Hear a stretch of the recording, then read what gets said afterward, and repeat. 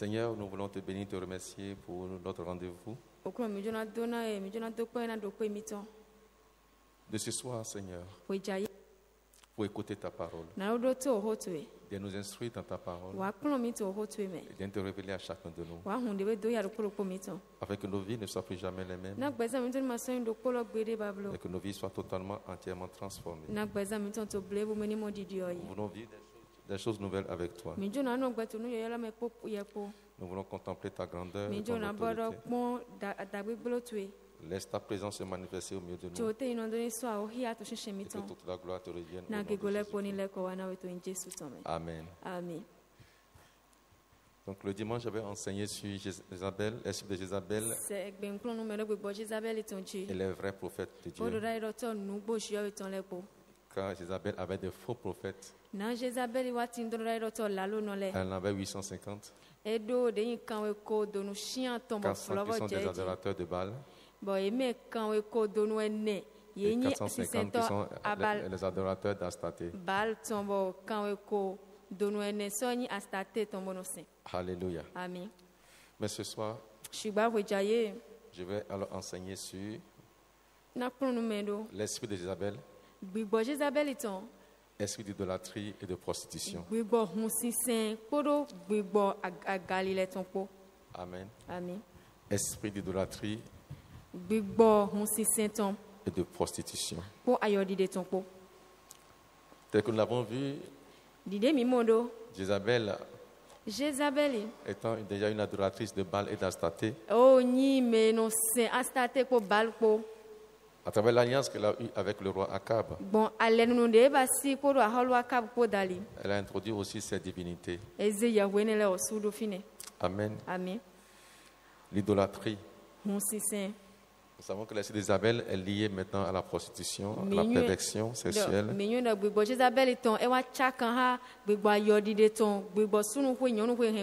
Mais également à l'idolâtrie. L'adoration des faux dieux. Amen. Et l'idolâtrie peut être considérée comme alors une forme de prostitution. Ce n'est pas une forme, c'est une prostitution spirituelle qui se traduit souvent par la divination, par le spiritisme, par la magie, amen, par la nécromancie. La voyance, la nécromancie, c'est l'adoration vraiment, l'interrogation des esprits de mort. Amen. Donc ceux qui vont consulter les morts, et les esprits de mort. Donc tout ce qu'il y a comme alors vraiment des trucs, des ténèbres. Et partout l'esprit de Jézabel se manifeste. Ces choses alors vraiment se trouvent puissamment. Amen. Et quand nous regardons un peu notre nation, vous pouvez alors dire avec moi, certainement cet esprit est fortement dans ce pays. Parce que toutes les choses dont nous avons parlé maintenant se trouvent ici. Nous avons l'idolâtrie partout. Nous avons des idoles partout. On invoque aussi les esprits de mort dans nos familles. Il y a aussi la voyance, où on va alors consulter des voyants.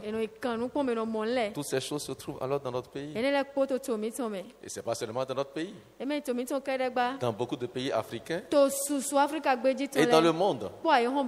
Quand vous allez en Inde, vous allez voir ceci.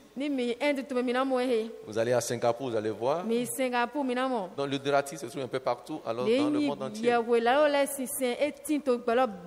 Il y a plusieurs formes d'idolâtrie. Mais nous devons savoir et comprendre que Dieu est fortement contre l'idolâtrie. Il y a l'idolâtrie qui est visible, mais il y a l'idolâtrie qui est très subtile aussi. Amen. Donc nous devons faire attention à toute forme d'idolâtrie. Dans Ésaïe, chapitre 8, verset 19, il est écrit: si l'on vous dit, consulter ceux qui évoquent les morts et ceux qui prédisent l'avenir, qui poussent alors des sifflements et des soupirs. Répondez, un peuple ne consultera-t-il pas son Dieu? S'adressera-t-il aux morts en faveur des vivants? C'est un verset très important. Ésaïe 8, verset 19. Si l'on vous dit, consultez ceux qui évoquent les morts ou ceux qui prédisent l'avenir. Et ces pratiques-là sont monnaie courante dans nos pays, dans nos familles, dans nos maisons. Amen. Si l'on te dit, par exemple, la situation que tu traverses, elle n'est pas normale. Alors, consultez les morts ou ceux qui invoquent les esprits de mort ou ceux qui peuvent prédire l'avenir. Si l'on venait te dire, mais qu'est-ce qui se passe? Depuis longtemps là, on ne voit encore rien. Viens, je vais t'aider. Oh, je vais t'amener quelque part. On ira faire alors des consultations pour utiliser le langage. On ira consulter. Alléluia. Les morts ou les esprits de mort. Ou on va t'amener alors sur les hôtels. Les hôtels familiaux. Amen. Pour aller interroger les esprits. Mais la Bible dit, si l'on te dit, allons consulter. Allons alors invoquer. Allons vers ceux alors qui prédisent l'avenir. Ceux qui poussent des sifflements et des soupirs. Quelle doit être votre réponse? Dieu t'interpelle et m'interpelle. Lorsque alors des gens viennent vers toi, et cela arrive aussi dans l'église. Et même des frères alors dans l'église. Quand ta situation perdure et que tu ne trouves pas encore de solution, ils viennent vers toi. Comme alors si alors ils voulaient t'aider. Mais c'est des agents du diable qui sont dans l'église, qui sont déjà alors embobinés dans l'esprit de Jézabel. Et ils pourront te dire, non, je vais t'aider. Ici, là, il n'y a pas l'onction.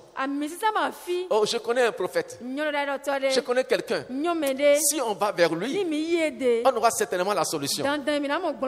La Bible dit, si on te dit, allons consulter ceux qui invoquent les morts et les esprits des morts ou ceux qui prédisent l'avenir, quelle doit être ta réponse? Répondez. Un peuple ne consultera-t-il pas son Dieu? Si j'étais à ta place, je laisse ça dans ma Bible. Un peuple ne consulterait-il pas son Dieu? Je parle aux chrétiens, je parle aux enfants de Dieu. Ceux qui ont un Dieu, ceux qui sont en alliance avec ce Dieu. Je parle à ceux qui sont nés de nouveau. Je parle alors aux rachetés alors de Dieu. Je crois alors de ceux-là maintenant alors qui sont enrôlés dans le royaume de Dieu. Même s'il arrivait alors des difficultés dans ta vie, ce n'est pas une raison que tu te laisses embobiner par ces personnes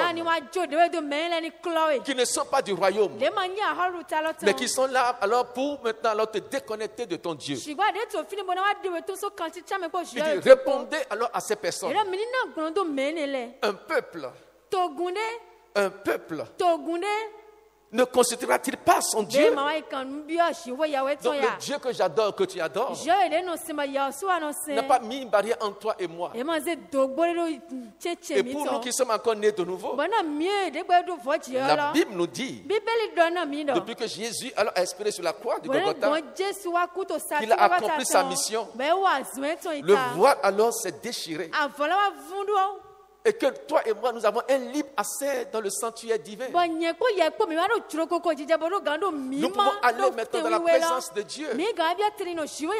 Pour faire quoi? pour interroger Dieu. Alléluia. Pour consulter Dieu. Pour parler à Dieu. Et je voulais te dire, le Dieu que j'adore et que tu adores est un Dieu qui parle. Et c'est un Dieu qui entend. C'est aussi un Dieu qui agit. Alléluia. Je dis bien, c'est un Dieu qui parle. C'est un Dieu qui entend. C'est un Dieu qui voit. Et c'est un Dieu qui agit. Et ce Dieu voudrait que nous venions le consulter. Il dit, un peuple ne consultera-t-il pas son Dieu? Alors si j'ai un Dieu qui ne cherche pas à se distancer de moi, mais ce Dieu m'a dit ceci, qui voudrait être avec moi tous les jours jusqu'à la fin du monde.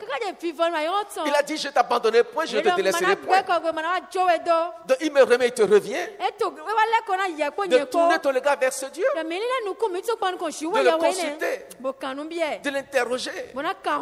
Comme j'ai dit la dernière fois, lorsque le peuple a quitté, a traversé la mer Rouge, et qu'ils sont arrivés à Mara, et qu'ils n'avaient pas d'eau à boire, ils ont trouvé une source d'eau qui était amère. Et ils ne pouvaient pas boire. Alléluia. Le chef alors de ce peuple, quand ils ont fait recours à Moïse, Moïse alors a fait recours à son Dieu. Parce que Moïse a un Dieu. Le Dieu qui l'a appelé, le Dieu qui l'a établi, le Dieu qui l'a commissionné et qui lui a dit maintenant de faire sortir son peuple. Il savait que ce Dieu a une solution. Et quand Moïse a invoqué ce Dieu, ce Dieu a parlé. Et la Bible déclare, ce Dieu a indiqué à Moïse un bois. Alléluia. Et Moïse a pris le bois. Il l'a jeté alors dans la même eau, dans la même source. Et l'eau qui était amère est devenue une eau douce. Et le peuple a bu. Donc si nous consultons Dieu, il nous répondra. Voilà pourquoi il a dit, invoquez-moi et je vous répondrai. Alléluia. Mais pourquoi est-ce que nous ne voulons pas le consulter? D'autres diront, non, Dieu n'est pas rapide. Allons de l'autre côté. Ça se fait rapidement. Oh, détrompe-toi, mon frère, ma soeur. Ne va pas alors sur la voie de la perdition. Ne laisse pas l'esprit de Jézabel se séduire. Parce que je dis la dernière fois, l'esprit de Jézabel est un esprit de séduction. Ne permets pas l'esprit de Jézabel alors de te séduire et de te déconnecter de Dieu. Parce que le but ultime alors de cet esprit, c'est de se filtrer dans l'église pour désorienter et déconnecter les vrais enfants de Dieu du Dieu souverain. Alléluia. Donc notre devoir, c'est de chercher à faire recours à l'Éternel. Ne consultera-t-il pas son Dieu? S'adressera-t-il aux morts? S'adressera-t-il alors aux morts en faveur des vivants? Et aujourd'hui, alors la nécromancie est monnaie courante. Les gens vont interroger alors les morts et les esprits des morts. Si la Bible en parle, c'est que ça existe comme pratique dans le monde. Si la Bible en parle, c'est que cela existe comme une pratique dans le monde. Alléluia. Cela existe. Mais dans le monde alors satanique, démoniaque, où les gens s'adonnent à ces choses. Mais nous, en tant qu'enfants de Dieu, nous avons un Dieu souverain et fidèle. Un grand Dieu qui ne voudrait pas que nous laissions maintenant alors à la prostitution spirituelle. Un pied avec Dieu, un pied dans le monde. Le matin, dans la journée, tu es avec Dieu. Tu es un adorateur à l'église. Mais la nuit, tu es chez alors, le babalao. Tu es chez le voyant. Tu es chez ceux qui invitent les esprits de mort. Quelle prostitution spirituelle! Il faut que cela cesse dans la maison de Dieu. Nous avons un Dieu souverain. Nous avons un Dieu fidèle. Nous avons un Dieu tout puissant. Nous avons un Dieu tout suffisant. Nous avons un Dieu capable. Alléluia. De faire toutes choses pour ses enfants. Amen. Quand nous serons obéissants à lui, quand nous allons faire sa volonté, il est capable de pouvoir à tous nos besoins. Alléluia. De solutionner tous nos problèmes. Donc ne nous laissons pas embobiner par l'esprit de Jézabel, de séduction, pour qu'il vous déconnecte maintenant alors du Dieu créateur, pour aller adorer alors la créature. On va voir un autre verset. Deutéronome chapitre 18, verset 3 ou verset 13.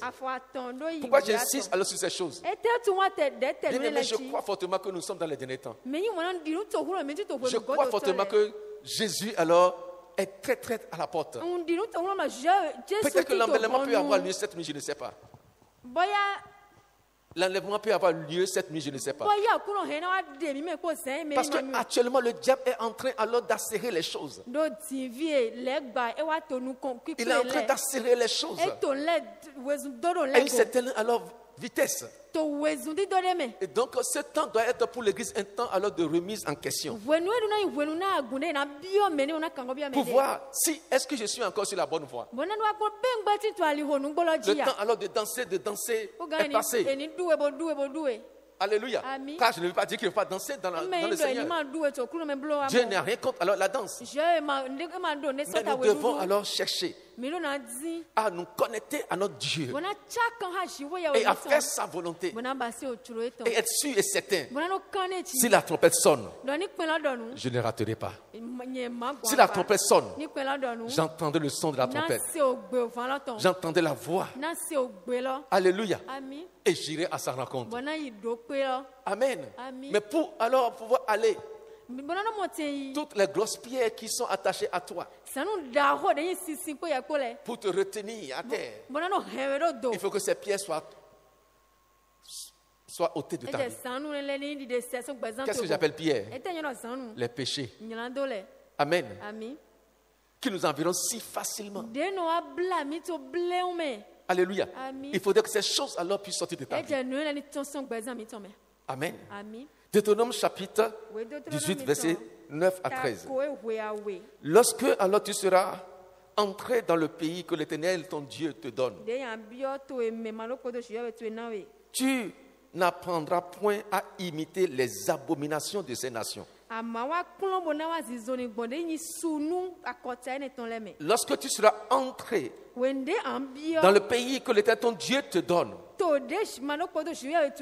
tu n'apprendras point à imiter les abominations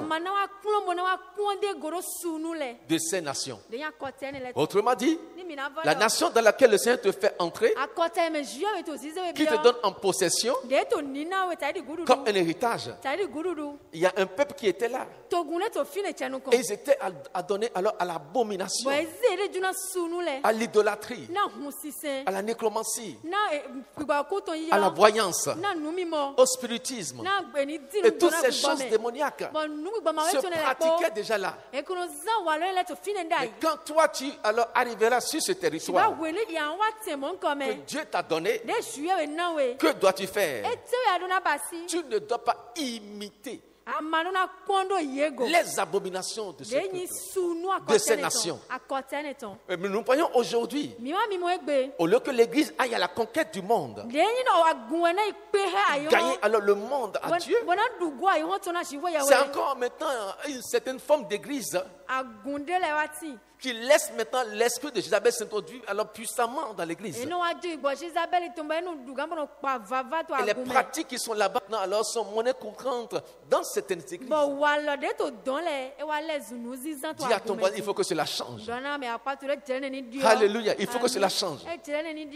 Tu ne dois pas imiter les abominations de ces nations. Alléluia.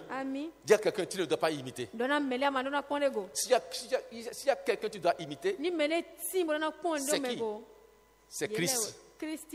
Comme Paul a dit, Je suis imitateur de Christ. Et vous aussi imitez-moi. Parce que moi aussi j'imite Christ. Et Christ dit aussi, alors j'imite alors mon Père. Et je fais sa volonté. Donc il n'y a rien dans ces nations qui doivent nous intéresser. Ce n'est que de la vanité. Alléluia. Donc tu n'apprendras pas alors à imiter ces abominations. Qu'on ne trouve chez toi personne qui fasse passer son fils ou sa fille par le feu.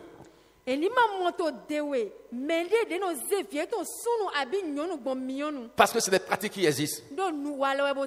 Personne qui exerce le métier de devin, d'astrologue, alléluia, d'augure, de magicien, d'enchanteur, alléluia, qu'on ne trouve chez toi personne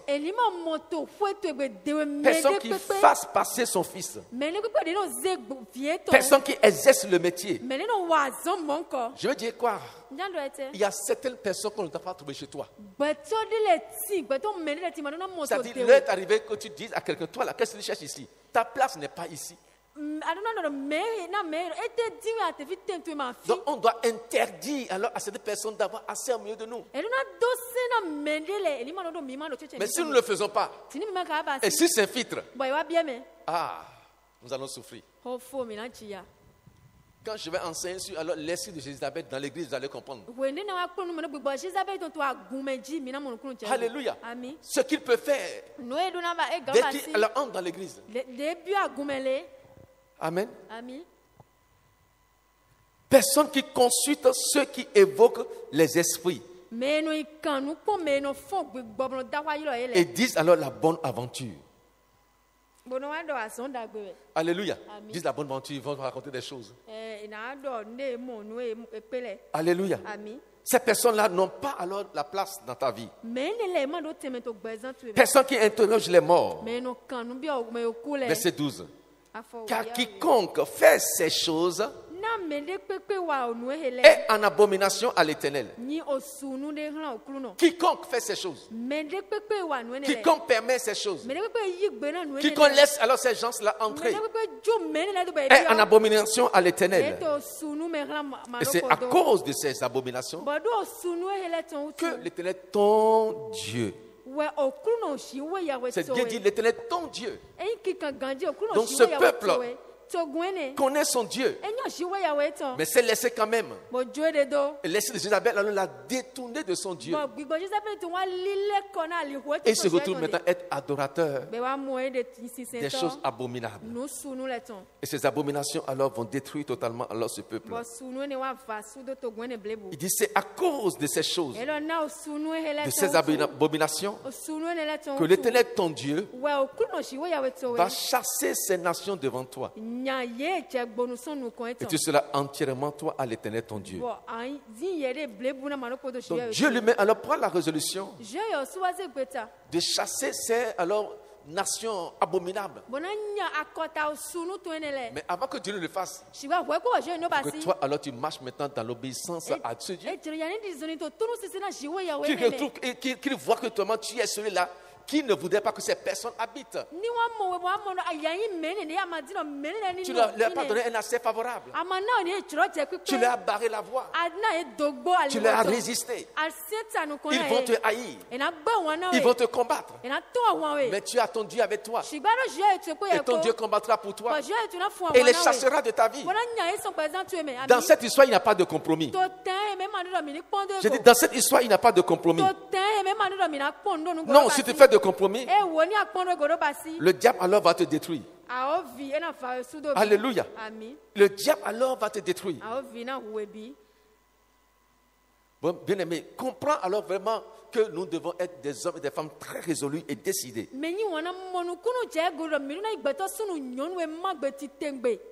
Alléluia.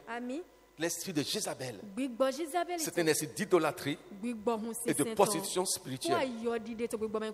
Dans 2 Rois chapitre 9, verset 22. Alléluia. Nous allons vu ça la dernière fois. C'est là pourquoi Jéhu va s'attaquer maintenant à Jézabel.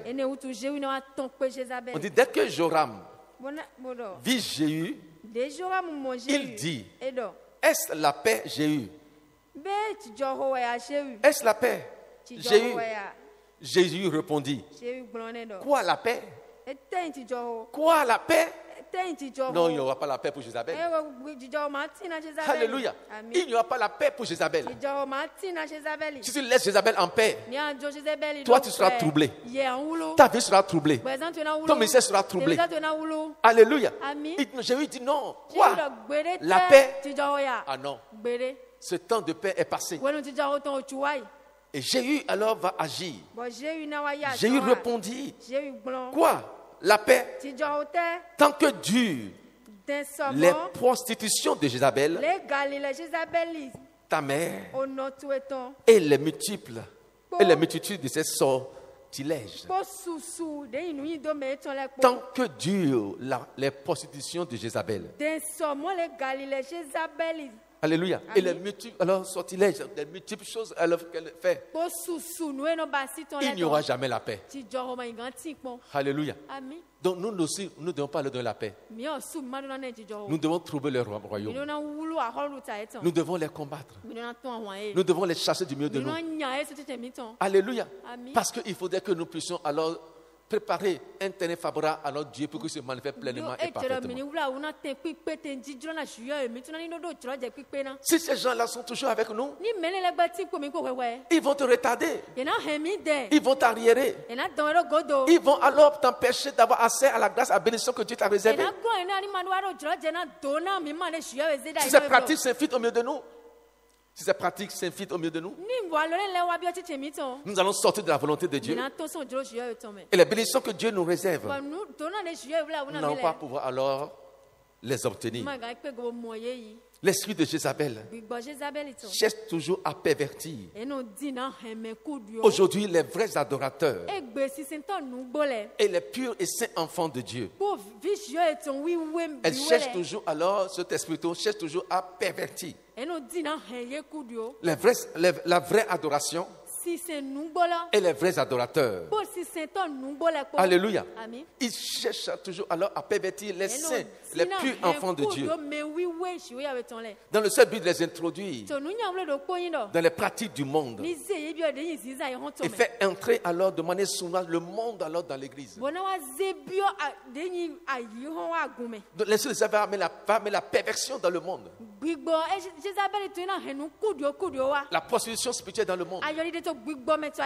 Alléluia. Voilà pourquoi nous ne devons pas nous amuser avec cet esprit. Dieu cherche des adorateurs, mais les vrais adorateurs et non les faux. Les adorateurs qui vont l'adorer en esprit et en vérité. Et alors Jézabel alors veut maintenant alors amener alors dans le temple de Dieu, la maison de Dieu, de faux adorateurs ou des adorateurs maintenant alors qui sont déjà pervertis.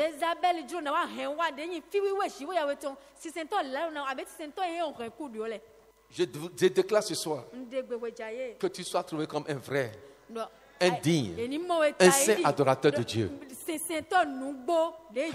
Parce que Dieu est à la recherche des vrais adorateurs. Les vrais adorateurs, ce sont les adorateurs qui ne sont pas dans la duplicité, dans le compromis. Non, ils sont un. Alléluia. Ils sont mis à part. C'est ceux-là que Dieu est en train de chercher. Et non les faux. Mais ces vrais adorateurs sont ceux-là qui alors se sont offerts eux-mêmes à Dieu sur l'autel de Dieu. Selon le Romains 11, faisons 12 plutôt, Romains 12 verset 1, qui dit: je vous exhorte frères, par les compassions de Dieu, à offrir vos corps en sacrifice. À offrir vos corps en sacrifice. Alléluia. Vos corps comme un sacrifice vivant, saint, agréable à Dieu, ce qui sera de votre part. Alléluia. Un culte raisonnable. Les vrais adorateurs, ce sont ceux alors qui se sont offerts à l'Éternel. Ils ont offert leur corps comme un sacrifice à l'Éternel. Un sacrifice qui est saint, un sacrifice qui est vivant, un sacrifice qui est agréable, un sacrifice qui réjouit le cœur de Dieu. Alléluia. Et c'est ce culte que nous devons rendre à Dieu. Est-ce que tu t'es offert toi-même en sacrifice à l'Éternel? Alléluia. Est-ce que Dieu peut agréer ce sacrifice? Est-il vivant ou un sacrifice mort?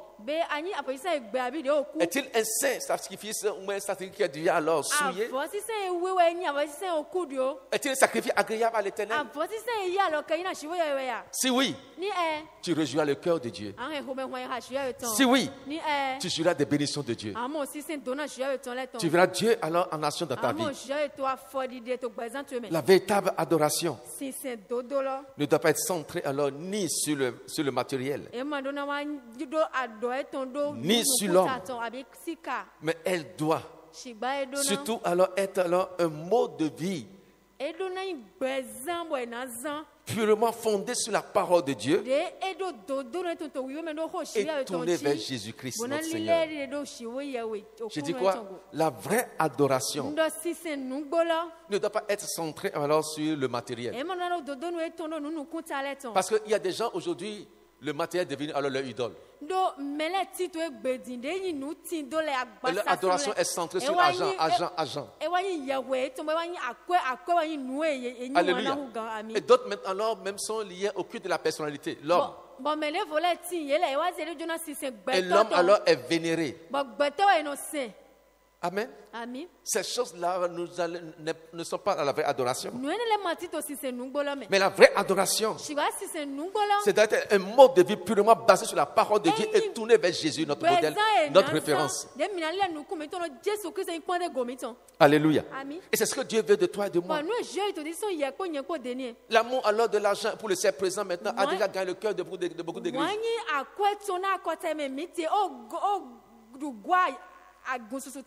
Alléluia. L'amour alors vraiment des choses du siècle présent et l'amour de l'argent a gagné le cœur de beaucoup d'enfants de Dieu. Et on ne cherche que les biens matériels. Alléluia. Et ces biens matériels deviennent alors notre idole. C'est tout ce que nous aimons plus que Dieu est devenu alors idole. Si c'est l'argent qui occupe la première place dans ton cœur, tu ne saurais être alors un vrai adorateur de Dieu. Ce n'est pas dit que alors Dieu ne voudrait pas que tu sois riche et prospère. Il veut que tu prospères à tous égards. Mais comme prospère l'état de ton âme, pour que alors tu puisses jouir de la prospérité financière et matérielle, il faut d'abord jouir de la prospérité spirituelle. Que ton âme soit totalement donnée à Dieu et qu'il soit agréable à Dieu. Et c'est en cela maintenant que Dieu alors va te bénir. Alléluia. Dans Jean 4, verset 22, Jésus parlait à la femme samaritaine. Alléluia. Je n'ai pas dit verset 22. Il dit, femme, lui dit Jésus, crois-moi, l'heure vient où ce ne sera ni sur cette montagne, ni à Jérusalem que vous adorerez le Père. Vous adorez ce que vous ne connaissez pas. Donc il y a des gens qui adorent ce qu'ils ne connaissent pas. Alléluia. Vous adorez ce que vous ne connaissez pas. Mais nous adorons ce que nous connaissons. Nous adorons ce que nous connaissons. Car le salut vient des Juifs. Il y a des gens alors qui adorent des choses qu'ils ne connaissent pas. Tu le fais parce que alors tout le monde le fait. C'est devenu une pratique. Amen. En réalité, tu ne sais pas alors ce qui est derrière. C'est ainsi que beaucoup de gens sont aussi enrôlés dans certaines choses. Mais ils ne savent pas en réalité ce que c'est. Parce qu'on leur dit maintenant, si tu es alors de ce côté, tu vas prospérer, tu vas aller de l'avant. Et les gens alors se donnent. Amen. Mais en réalité, tu ne sais pas ce que tu es en train d'adorer. Souvent, alors quand les gens finissent par découvrir, c'est déjà trop. Que Dieu alors nous épargne de cela dans le nom de Jésus de Nazareth. Donc il y a des gens qui adorent des choses qu'ils ne savent pas. Jean 4, verset 23 dit quoi? Mais l'heure vient, elle est déjà venue, où les vrais adorateurs adoreront le Père en esprit et en vérité. Car ce sont là les adorateurs que le Père demande. Et je voudrais trouver alors ce type d'adorateur dans cette maison. Amen, c'est ce que Dieu veut. Alléluia. Amen. Amen. Nous devons alors combattre l'idolâtrie sous toutes ses formes. L'idolâtrie se définit comme alors étant une passion excessive. L'idolâtrie se définit comme une passion excessive. Portée alors sous la forme des objets. Alléluia. Amen. Des choses réelles ou aussi des choses imaginaires. Alléluia. Amen. Ou des images taillées que nous voyons souvent, des modes de terre érigés. Alléluia. Amen. Ça peut être aussi alors des astres que les gens adorent. Des animaux qui sont vénérés. Toutes ces choses qui prennent la place de Dieu constituent des idoles. Que Dieu nous en épargne dans le nom de Jésus-Christ. Mais ce soir, je voudrais lire un verset dans Ézéchiel chapitre 8. Et je voudrais parler à toi et à moi aussi. Car nous avons quelque chose à faire. Ézéchiel chapitre 8.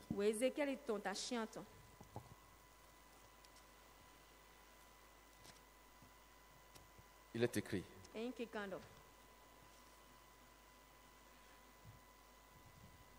La sixième année, je lis à partir du verset 1er. Le 5e jour du 6e mois, comme j'étais assis dans ma maison et que les anciens de Juda étaient assis devant moi, alléluia, la main du Seigneur de l'Éternel tomba sur moi. J'étais assis dans ma maison et les anciens de Juda étaient assis devant moi. Et la main du Seigneur, l'Éternel, tomba sur moi. Je prie cette nuit parce que nous sommes dans la maison de l'Éternel, assis dans la présence de Dieu, que Dieu descende alors et qu'il étende sa main sur nous, sa main puissante sur nos vies. Il était là assis dans sa maison.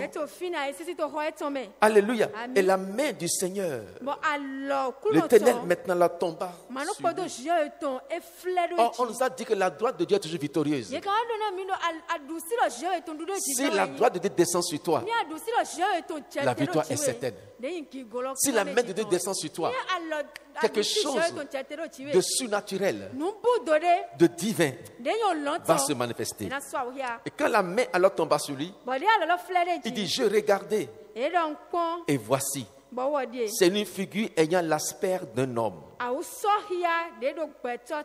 Depuis alors ses reins en bas, c'était du feu. Et depuis alors ses reins, en haut, c'était quelque chose d'éclatant. Comme alors de l'airain poli. Il étendit une forme de main et me saisit par mes cheveux. De la tête, l'esprit m'enleva entre la terre et le ciel et me transporta alors dans des visions divines. À Jérusalem, l'entrée de la porte intérieure, du côté du septentrion. Alléluia. Où était l'idole de la jalousie? Qui est-il la jalousie alors de l'Éternel? L'Esprit de Dieu a saisi maintenant son serviteur et l'a transporté entre la terre et ciel. Pour lui montrer quoi? Les abominations de son peuple. Le peuple d'Israël. Il dit alors l'idole de la jalousie qui excite alors la jalousie de l'Éternel. Verset 4. Et voici, la gloire de Dieu d'Israël était là, tel que je l'avais vu en vision dans la vallée. Et il me dit, fils de l'homme, lève les yeux du côté du septentrion. Je lève les yeux du côté du septentrion et voici, cette idole de la jalousie était au septentrion, de la porte alors de l'autel à l'entrée. Et il me dit, fils de l'homme, vois-tu alors ce qu'ils font? Les grandes abominations que commet ici la maison d'Israël, pour que alors je m'éloigne de mon sanctuaire. Mais tu verras encore d'autres choses. Tu verras encore d'autres grandes abominations. Il dit alors à son fils, vois-tu ce que font le peuple d'Israël, les grandes abominations que commet Israël? Je prie que Dieu ouvre nos yeux pour que nous voyons maintenant alors ce que font les enfants, les soi-disant enfants de Dieu. Dieu alors a saisi son serviteur, le prophète Ézéchiel, pour lui montrer alors ce que le peuple d'Israël est en train de faire. Il était au milieu d'eux. Peut-être qu'il n'avait pas cette révélation. Peut-être lui se disait, alors j'ai un peuple agréable. J'ai des adorateurs du Dieu vivant. Mais il y a longtemps qu'ils sont déconnectés de Dieu. Et Dieu l'a saisi, il l'a amené alors dans ce domaine pour lui montrer maintenant les abominations du peuple d'Israël. Il dit, mais tu verras encore de plus grandes abominations. Alléluia. Ce qu'ils font ici en Israël. Pour quel but? Souvenez cela. Pour que je m'éloigne de mon sanctuaire. Pour que je m'éloigne de mon sanctuaire. Cet esprit de Jézabel veut faire sortir maintenant le Dieu de l'église. Et lui va s'introniser comme Dieu.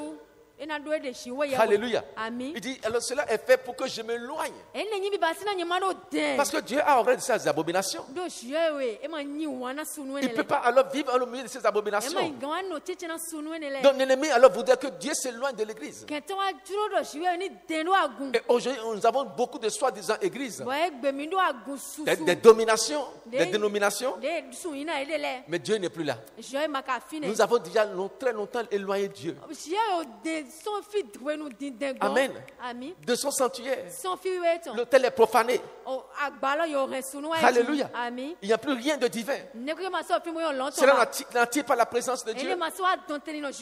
Que Dieu alors suscite alors des prophètes comme Ézéchiel, afin qu'ils voient ce que Dieu est en train de voir et qu'il les révèle maintenant alors ce que maintenant son église, l'état de son église.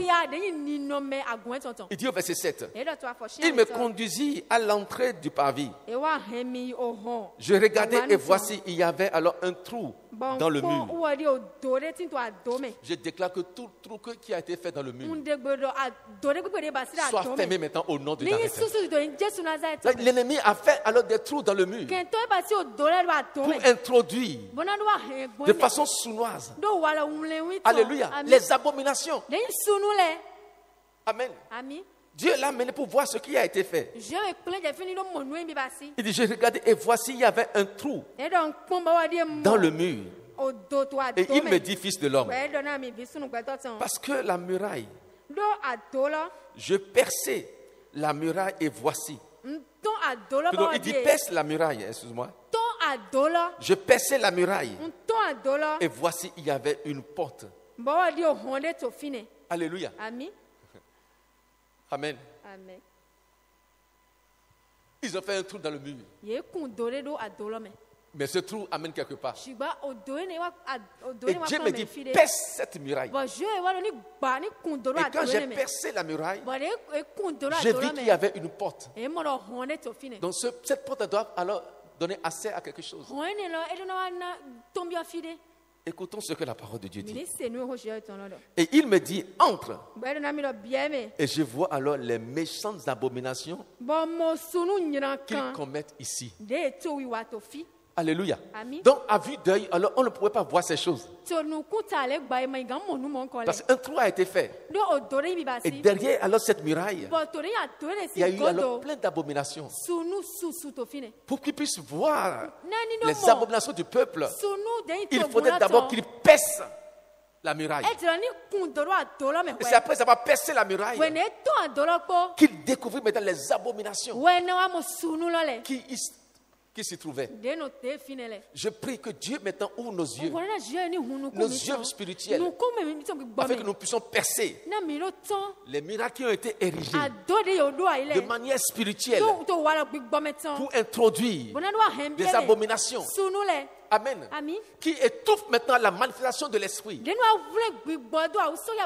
empêche la croissance de l'église. Alléluia. Ces choses empêchent alors Dieu de se manifester. Et Dieu s'éloigne alors de l'église. J'entrais et je regardais. Et voici, il y avait toutes sortes de figures de reptiles et de bêtes abominables. Toutes les idoles de la maison d'Israël peintes alors sur les murailles tout autour. Alléluia. Il y a des choses qui étaient cachées. Alléluia. Et si tu n'as pas les yeux de Dieu, tu ne peux pas voir. Dieu ouvre nos yeux maintenant, afin que nous puissions voir ce que l'ennemi a fait et qu'il a caché. Alléluia.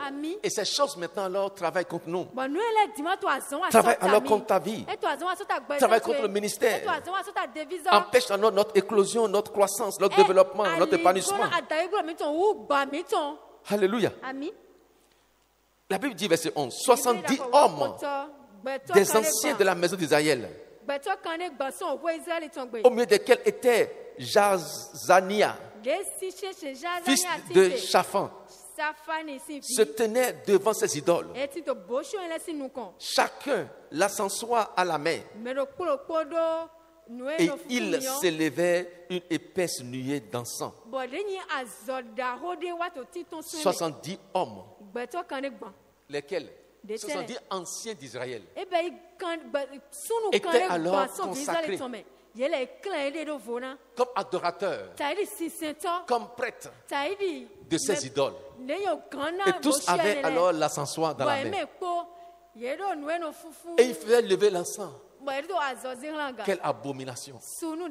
Ces pratiques se font encore aujourd'hui. Dans certains endroits où les gens ont l'encensoir dans la main et qu'ils élèvent de l'encens comme si Dieu recevait ces encens.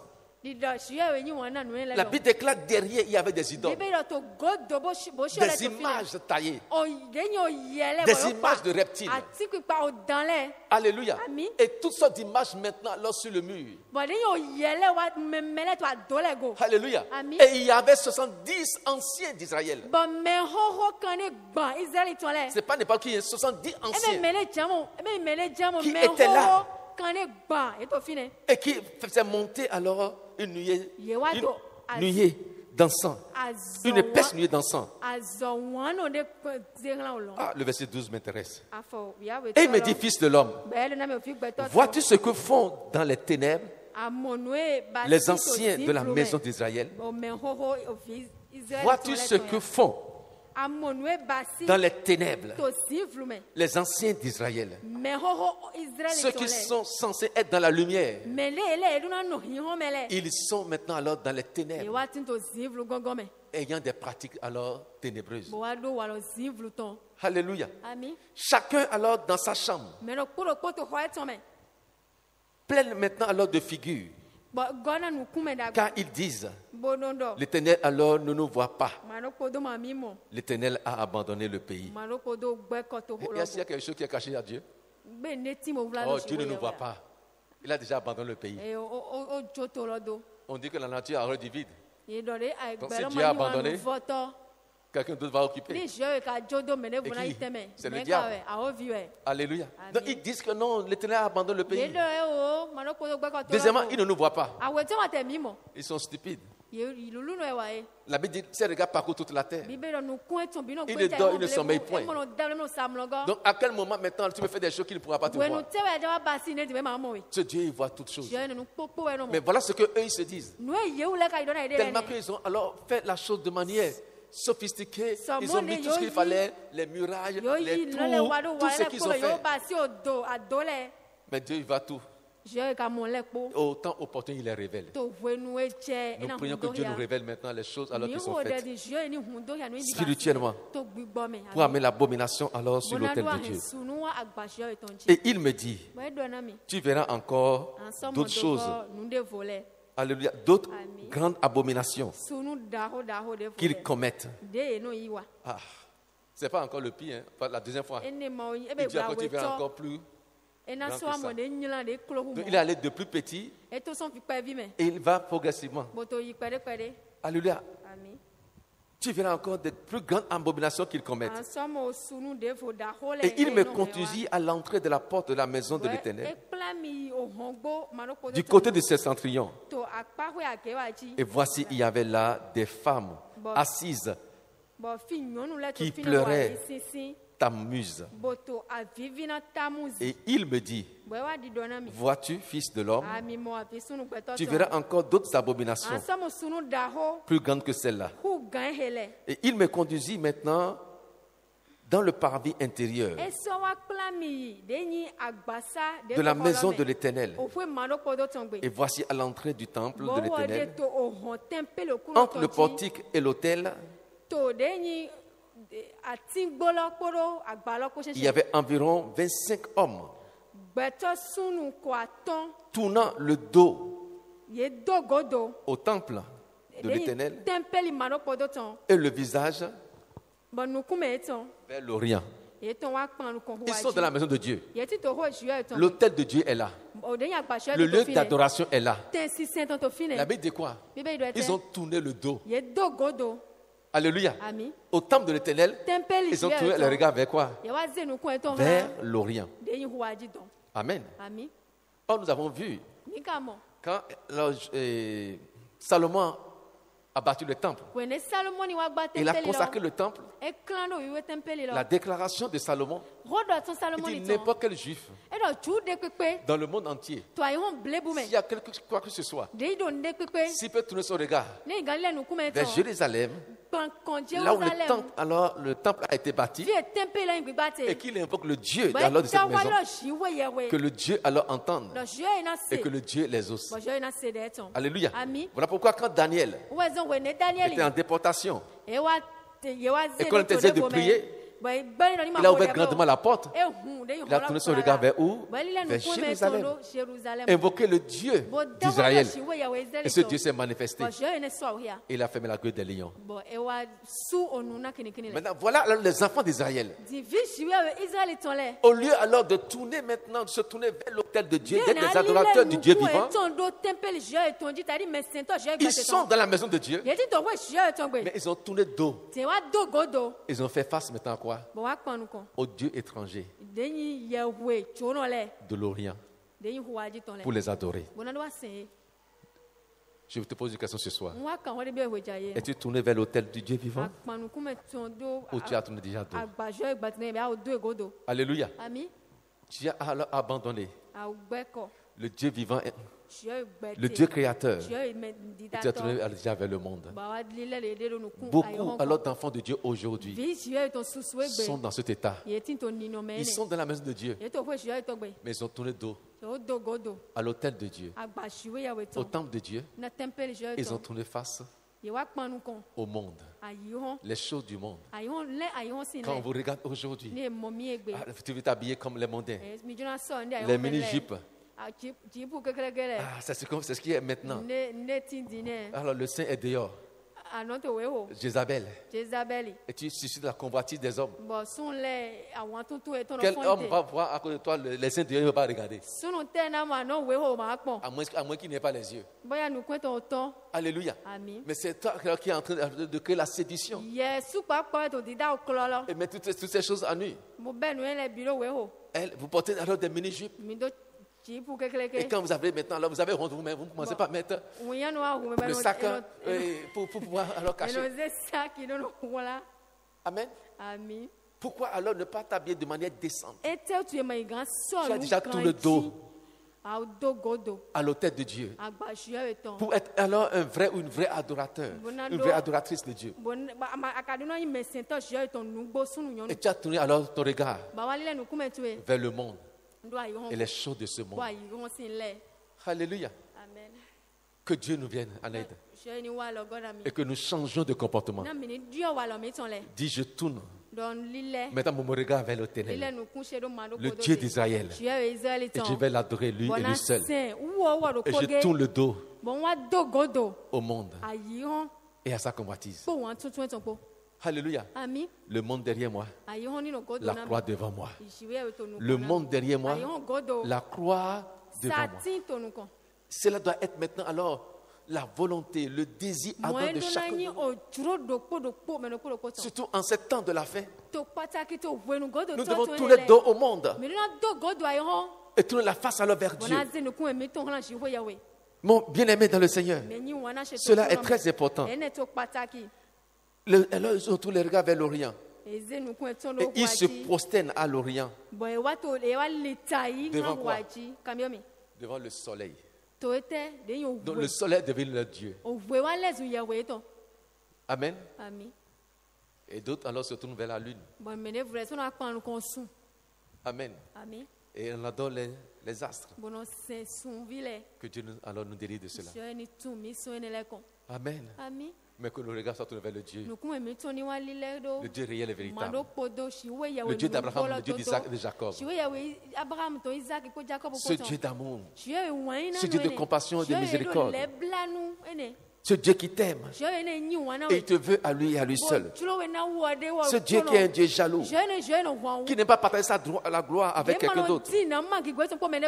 Alléluia. Il me dit, vois-tu, fils de l'homme, est-ce trop peu pour la maison de Juda de commettre les abominations qu'ils commettent? Regarde tout ce que je t'ai montré. Alléluia. De commettre toutes ces choses. Faut-il encore qu'ils remplissent alors le pays de violence et qu'ils ne cessent de m'irriter? Oh Seigneur, non seulement on l'a éloigné de la maison. Amen. On sème la violence et on irrite encore le cœur de Dieu. Et si tu irrites le cœur de Dieu, est-ce que Dieu se met en colère? Tu es perdu. Heureusement qu'il a dit non, je ne vais plus détruire le peuple alors avec le monde avec le déluge. Alléluia. Amen. Avec le déluge, l'eau. Alléluia. Amen. Quand la parole de Dieu s'enflamme, il peut tout. Amen. Et par ces abominations, nous sommes en train d'irriter le cœur de Dieu. Irriter le cœur de Dieu. Voici, ils approchent le rameau de leur nez. Moi aussi j'agirai avec fureur. C'est le dernier verset là. Moi aussi j'agirai avec fureur. Mon œil sera sans pitié. Et je n'aurai point de miséricorde. Quand ils crieront à haute voix à mes oreilles, je ne les écouterai pas. Seigneur, pardonne-nous. Dieu dit quoi? Puisqu'ils ont fait ça, moi aussi, j'agirai. Église de Dieu, qu'as-tu fait? Qui alors a fait lever Dieu de son trône dans sa colère. Et il dit maintenant j'agirai. Tu as fait pour toi. Je ferai aussi maintenant pour moi. Il dit j'agirai. Et qu'est-ce qu'il veut faire? Il dit dans ma fureur, je dirai avec fureur. Mon œil sera sans pitié. C'est-à-dire quand Dieu va commencer à frapper, il sera sans pitié. Alléluia. Je n'aurai point de miséricorde. Ah, il y a des moments où la miséricorde alors qui est sans fin. Dieu dit alors la miséricorde va cesser. Je n'aurai point de miséricorde. Quand ils crieront à haute voix, mes oreilles n'écouteront pas. Mes oreilles n'écouteront pas. Que Dieu alors nous épargne de cela. Dans le nom de Jésus de Nazareth. Le peuple a suscité la colère de Dieu. Alléluia. Alors que ces choses, alors Dieu a en horreur. Dans Exode 20, 1 à 4, le Seigneur nous montre qu'il n'aime pas toutes ces choses. Amen. Qu'il n'aime pas ces choses. Vous connaissez alors Exode 20. Alors Dieu prononça toutes ces paroles en disant: je suis l'Éternel ton Dieu, qui t'a fait sortir alors du pays d'Égypte, de la maison de servitude. Tu n'auras point d'autre Dieu devant ma face. Tu ne feras point alors d'image taillée, ni de représentation quelconque, des choses qui sont alors en haut, dans les cieux, et qui sont en bas alors sur la terre, et qui sont alors dans les eaux plus basses que la terre. Ces choses-là, Dieu ne voudrait pas les voir au milieu de nous. Et c'est ce qu'ils ont fait. Donc c'est une désobéissance flagrante à la volonté et à l'ordre de Dieu. Voilà les conséquences lorsqu'on laisse alors les filles de Jézabel s'infiltrer dans l'église. Il nous éloignera de Dieu. Il nous poussera à irriter le cœur de Dieu. Il nous poussera maintenant à laisser Dieu maintenant alors nous frapper. Parce que son objectif, c'est que nous soyons détruits. Il vient pour détruire, égorger et voler. C'est la finalité. Ésaïe 42, verset 8. Je suis l'Éternel.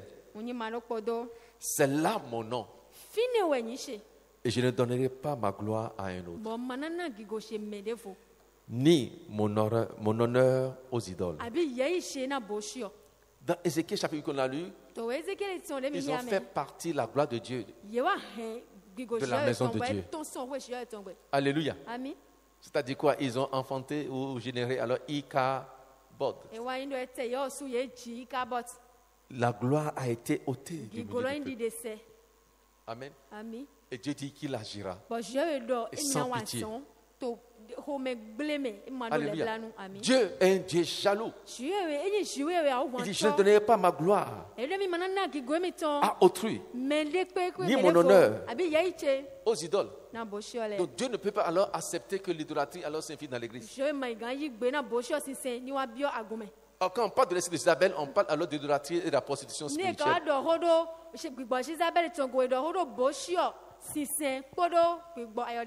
Puisque l'idolâtrie honore Satan.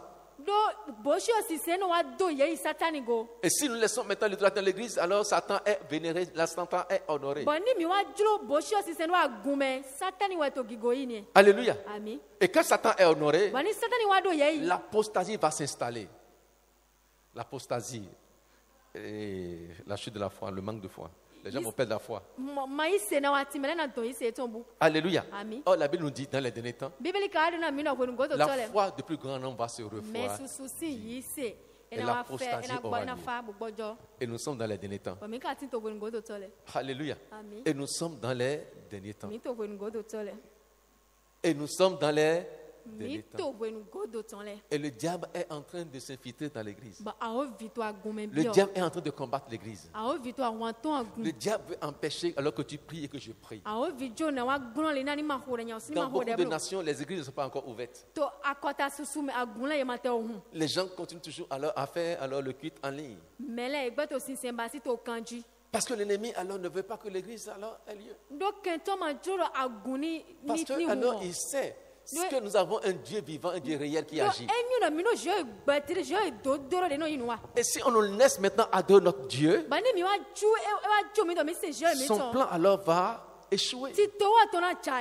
Il sait que Dieu a dit également, si 2 et 3 alors s'assemblent, s'accordent en mon nom,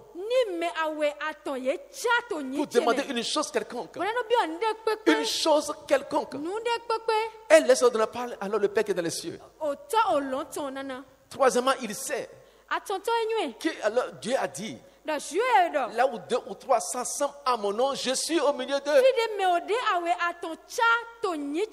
Donc il veut alors empêcher les rassemblements pour que Dieu ne descende pas au milieu de nous pour que nous puissions agir. Mais je bénis le Seigneur de que la grâce nous est donnée au Bénin. Nous alors nous avons commencé par nous rassembler. Que son nom soit glorifié. Alléluia.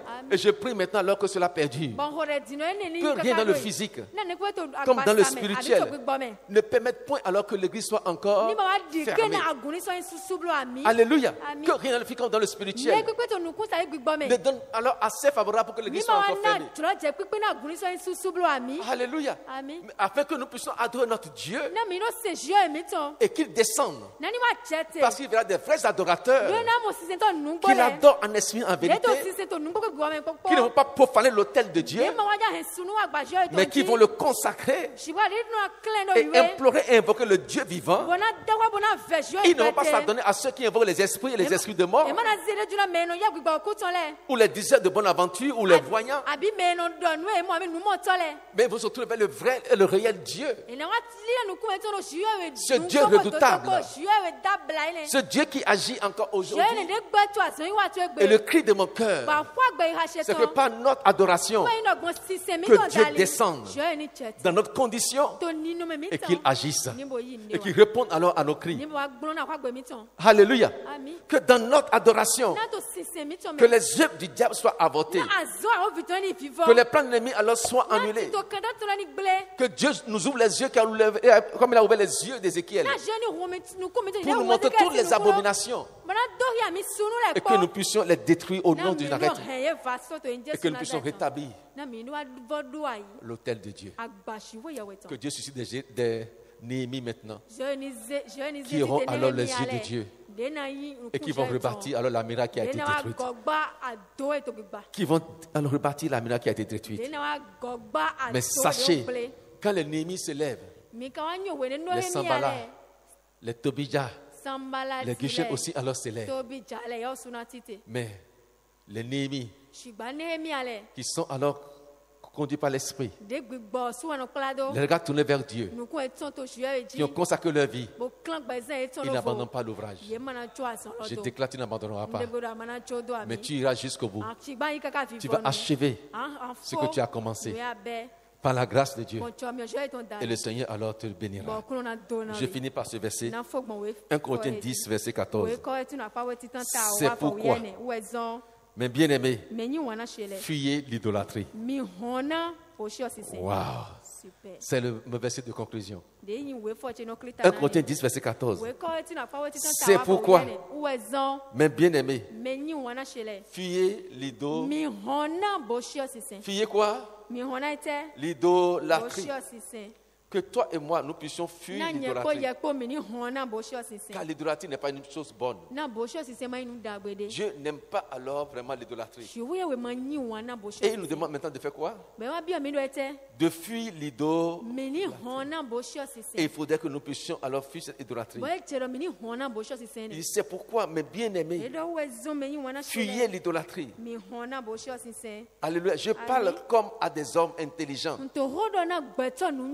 Jugez-vous vous-même de ce que alors je dis. Alléluia. Amen.